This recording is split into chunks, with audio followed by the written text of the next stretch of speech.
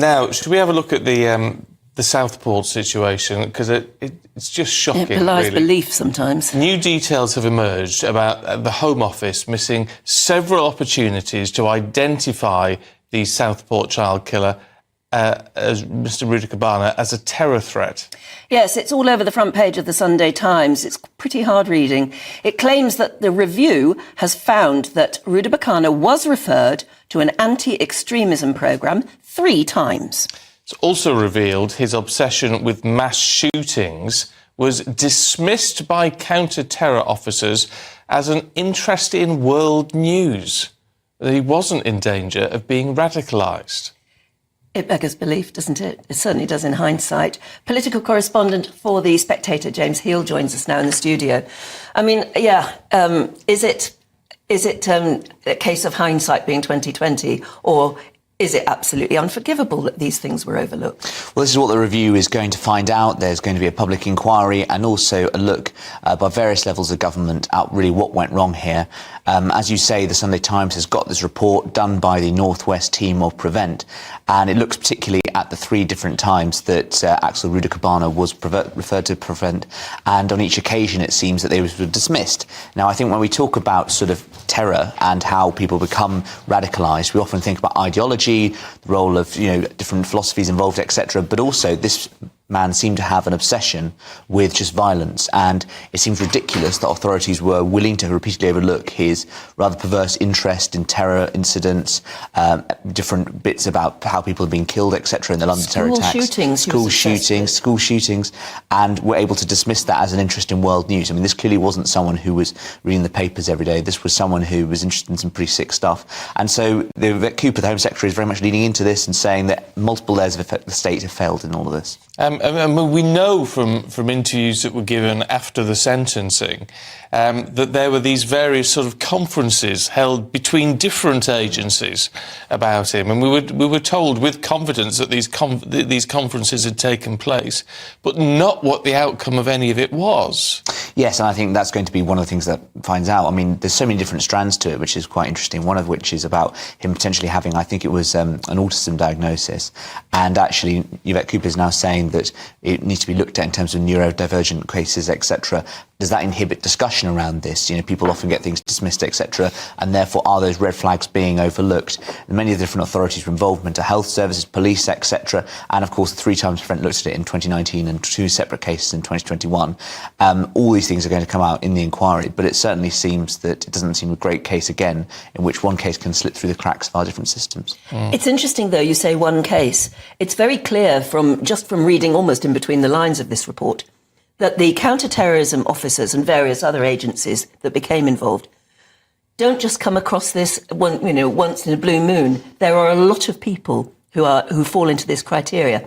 Young men, particularly, who are obsessed with violence and knives and the school shootings thing, and researching things on the internet that are, frankly, really bad for anyone to look into. Absolutely, and there's stories in other papers today, including The Sun on Sunday, which is talking about how Yvette Cooper and the Science Secretary, Peter Kyle, are demanding that content about the Southport cases be removed online. And some of the tech giants, which are some of the issues, obviously, we've seen in terms of America, recent coverage, etc., have been unwilling, it seems, to take some of that content down from online. And, of course, that then makes it a real issue for the authorities, because some of this stuff can be flagged in offline situations, in person, etc. But a lot of it's happening online, away from everything.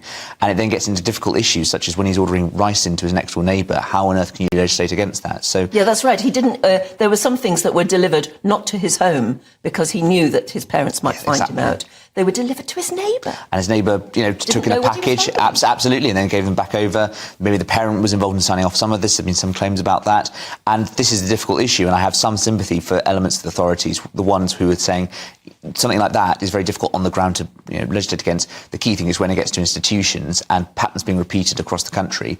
Now, there's some reports in the paper suggesting that things like Prevent have changed slightly. They're looking more at cases. I think there's been a 10% increase in cases with neurodivergent cases, which have been referred to Prevent. So there's a sense that perhaps that things have changed slightly, but obviously it clearly wasn't in this tragic case enough. No, certainly wasn't. It is very depressing, though, isn't it, that very clearly this sort of obsession with violence is to these counter-terrorism officers, it's not uncommon. Absolutely they see a not. lot of it. Absolutely, and it's evolving completely, and obviously a lot of it is happening online, and there is going to be something for them to really challenge. It's moved from sort of 4 or 5 groups in a cell or something like that into lone individuals who are clearly able to get a knife and cause some havoc on the streets of Britain. OK, James, thank you very much indeed. Excuse me, my voice is going. There's no point in all of this, as a lot of it, I mean, they've looked at the knife coming from Amazon, and there's obviously going to be all this hoo-ha about what you can find online. The problem is, that can't be the focus of all of this, because you can't stop that. It's Pandora's box. It is open. So you can't try to... If they start saying, well, we need to legislate about what you can see online, that isn't going to work. There are always ways around it. You've got to look at how you detect and work on cases that you can identify, even if they are increasing exponentially. It's very depressing that it is increasing, by the sound of it, and that it's awful, isn't it? These various agencies and the police and counter-terrorism officers are having to deal with this a lot. It's not just, unfortunately, it's not just one case, by the sound of it. And all this stuff about what you find on Google and all the rest of it, I mean, a lot of this is going to be dark web, isn't it?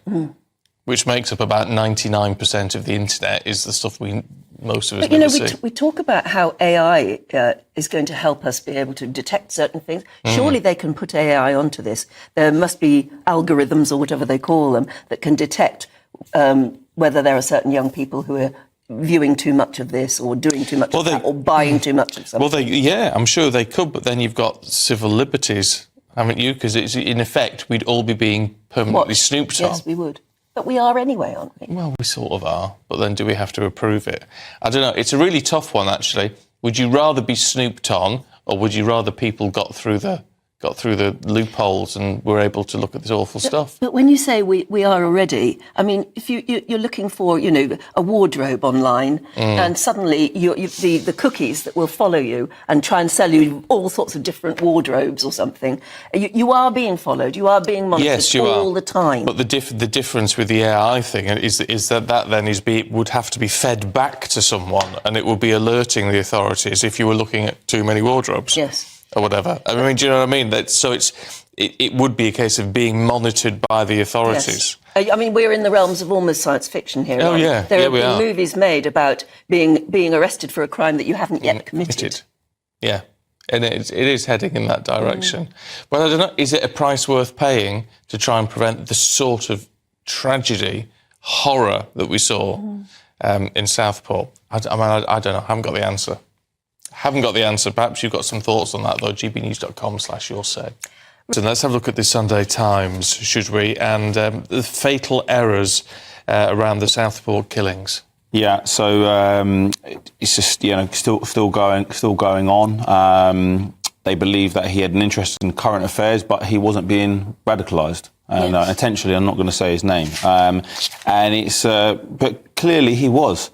He was looking at all manner of genocides. They said that one person said that he could name every single genocide and how many people had been killed, including Rwanda, Hitler, Genghis Khan. He's got such a breadth of obsession with it. And yet the counter-terrorism people who are trained in this looked at all of that and said he's just interested in world news. I think this is some sort of cover-up, if I'm honest. Obviously, this isn't an assumption. But there's so many points where there's been failures. In terms of, potential connections with his family and the Rwanda genocide. Keir Starmer does not seem to be wanting to dig deep into that. And I do think when we're seeing these sorts of heinous crimes, we need to have the parents involved as to what was going on in the house. He caught knives on his son before. What happened after that? I think there needs to be a public inquiry, potentially a judicial review. Well, there is going to be an inquiry. Yeah. So, and maybe we'll get to the bottom of that. But there's clearly, it's gone very, very badly wrong.